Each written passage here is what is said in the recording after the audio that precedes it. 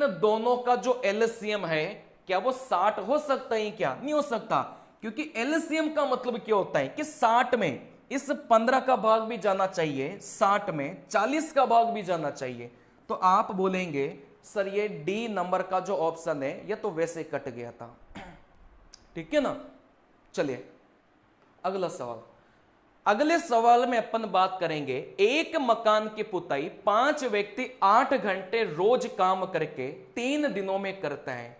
एक व्यक्ति 4 घंटा रोज काम करके उस काम को कितने दिन में करेगा? देखो यहां से कौन सा कॉन्सेप्ट अपनाना है, आपने एम डी एच का फॉर्मूला पढ़ा होगा, एम डी इंटू एच बराबर में एम डी इंटू एच, है ना। यहां पर एम का मतलब कुछ नहीं होता बेटा, इंसान होता है।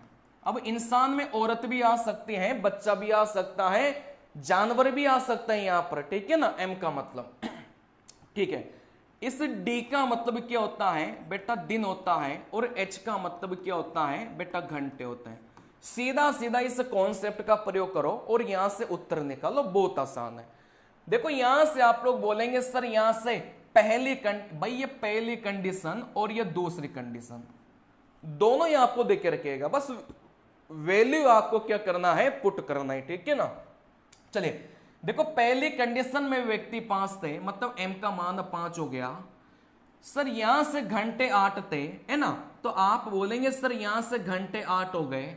सर यहां से आप बोलेंगे सर दिन कितना दे के रखा था? दिन 3 दे के रखा था, तो दिन के स्थान पर 3 रखा। वैसे दूसरे कंडीशन में उधर चीजों को रख लो, जो भी अपन को नहीं दिया वही अपन से पूछ लेगा। आप बोलेंगे सर दूसरे कंडीशन में व्यक्ति 1 है, तो यहां से m का मान 1 हो गया। सर घंटे 4 है, मतलब घंटे का मान 4 हो गया। सर इस d का मान अपन से पूछा गया था, क्योंकि यही अपन को नहीं दे के रखा, ठीक है ना। अब आपको पता होगा कि बराबर के उधर और बराबर के इधर वाली संख्या आपस में कट जाती है। जैसे ये 4 इसको आराम से कितनी बार काटेगा? सर यहां से 2 बार काटेगा। इन तीनों को गुणा करेंगे तो यहां से इस d का जो मान है वो कितना निकल के जाएगा? आप बोलेंगे सर यहां से 30 निकल के जाएगा। क्या ये बात क्लियर है? क्या इसमें कोई भी परेशानी अगर आपको हो तो आप लोग मुझे कमेंट करके बता सकते हैं, ठीक है ना। तो एम डी एच वाले का प्रयोग करके ऐसे सवालों का अपन को क्या करना है? उत्तर निकालना है।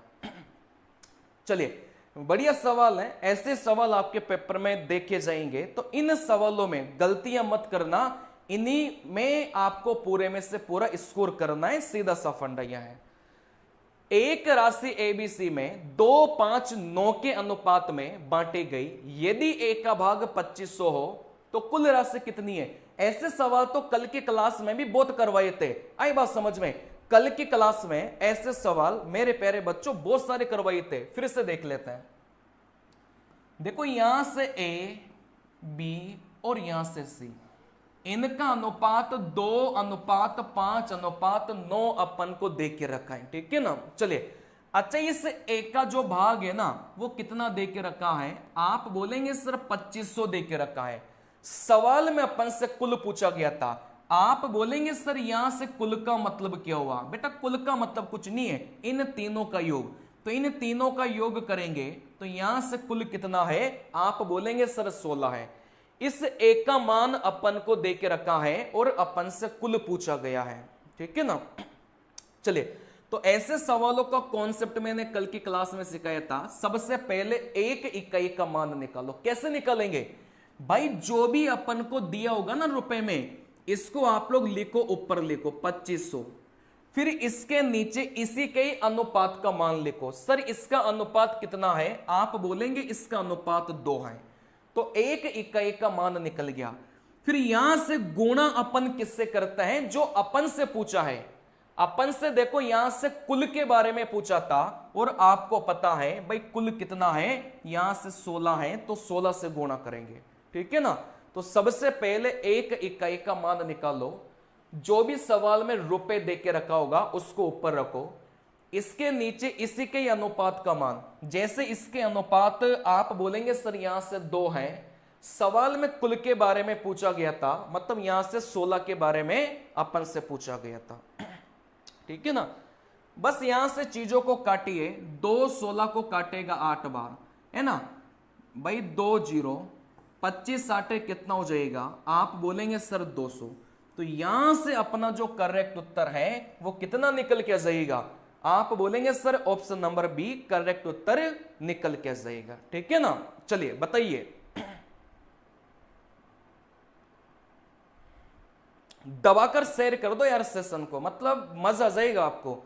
2 क्लासेस जिस बच्चे ने देखकर पेपर देगा ना, मैं गारंटी के साथ बोल रहा हूं, मतलब बहुत बढ़िया आपका पेपर जाएगा। ईमानदारी से पीडीएफ को इसके बाद में ना 3 से 4 बार पढ़ लेना इनको, है ना, बढ़िया पेपर जाएगा आपका। चक्रवृद्धि ब्याज पर दिए गए धन के 2 वर्ष तथा 3 वर्ष के मिश्र धन क्रमशः 8,820 रुपए तथा 9,261 है, तो दर प्रतिशत ज्ञात करो। ऐसा सवाल पेपर में बहुत पूछा जाता है और यहां से ऐसे सवाल क्या है मेरे प्यारे बच्चों, इंपॉर्टेंट है। ठीक है ना, चलिए कल की क्लास में सिखाया था कि समय अगर 2 वर्ष दिया जाए तो यहां से वर्गमूल लेना है, समय अगर 3 वर्ष दिया जाए तो यहां से घनमूल लेना है, समय अगर 1 वर्ष दिया जाए तो आपको कुछ नहीं लेना। ठीक है ना, चलिए अब यहां से कुछ नहीं देके रखा भाई। सवाल में बोला गया था कि 2 वर्ष में, है ना, 2 वर्ष में ये राशि 8,820 हो जाती है, और यहां से बोला गया था कि 3 वर्ष में यही राशि 9,261 हो जाती है। यही तो सवाल में बोला गया था कि 2 सालों में 8,820 हो जाती है, 3 सालों में 9,261 हो जाती है। तो यहां से अपन से क्या पूछा गया है, ब्याज की दर अपन से पूछा गया है। सर आपने ये जो फंडा बताया कि 2 साल हो वर्गमूल लो, 3 साल हो घनमूल लो, 1 साल हो कुछ नहीं लो, सर इसका मतलब भी थोड़ा बता दो, इसका मतलब क्या होता है। ठीक है ना, चलिए बेटा ये जो समय अपन ने यहां से दे के रखा है ये कुछ नहीं है, यहां से समय का अंतर है। मतलब समय का जो अंतर है, अगर 2 साल है तो वर्गमूल लो, समय का जो अंतर है वो 3 साल है तो घनमूल लो, समय का अंतर अगर 1 है तो फिर आपको कुछ नहीं लेना ऐसे सवालों में। ठीक है ना, तो यहां से जो समय का अंतर है वो आपने यहां से देखा मेरे प्यारे बच्चों, कितना साल है, 1 साल है। अगर समय का अंतर 1 साल है तो फिर आपको कुछ नहीं लेना।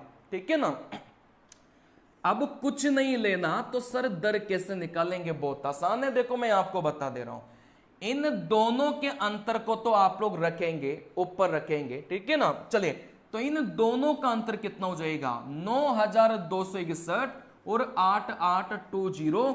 आप बोलेंगे सर इन दोनों का जो अंतर है वो कितना हो जाएगा, सर यहां से 441 हो जाएगा। सर यहां से बटे में क्या रखता है, हमेशा आप बटे में रखेंगे छोटी वाली संख्या, दोनों में से छोटी वाली संख्या आप बोलेंगे 8,820। गुणा किससे करेंगे बेटा, 100 से करेंगे। मैं एक बात आपको अलग से भी सिखा देता हूं। ठीक है ना, जैसे आपने बोला सर 2 सालों में आप बोलेंगे कोई भी राशि, जैसे मान लो 25 हो गई, यूं मान के चल लो। ठीक है ना, फिर यहां से आप लोग बोलेंगे सर 4 सालों में यही राशि कितनी हो गई, 36 हो गई। तो आप बोलेंगे सर समय का अंतर कितना है, आप बोलेंगे 2 है। अगर समय का अंतर 2 है तो वर्गमूल लो। ठीक है ना, 25 का वर्गमूल 5, 36 का वर्गमूल 6। अब यहां से दर कैसे निकालेंगे, बहुत आसान है। इन दोनों के अंतर को ऊपर रखेंगे, नीचे क्या रखेंगे, हमेशा छोटी वाली संख्या, दोनों में से छोटी वाली संख्या 5 इंटू करेंगे 100 से। तो यहां से जो दर है वो कितना निकल के आ गया, 20% निकल के आ गया। तो यही कॉन्सेप्ट यहां पर लग रहा था। ठीक है ना, अपन ने क्या किया, समय का अंतर 1 है मतलब कुछ नहीं लेना, तो इन दोनों के अंतर को अपन ऊपर रखेंगे, नीचे हमेशा रखेंगे छोटी वाली संख्या, इंटू करेंगे 100 से। चलिए देखो यहां से 0 से 0 गया, आप बोलेंगे सर 441 इसको काटेगा, कितनी बार काटेगा बेटा, 2 बार काटेगा।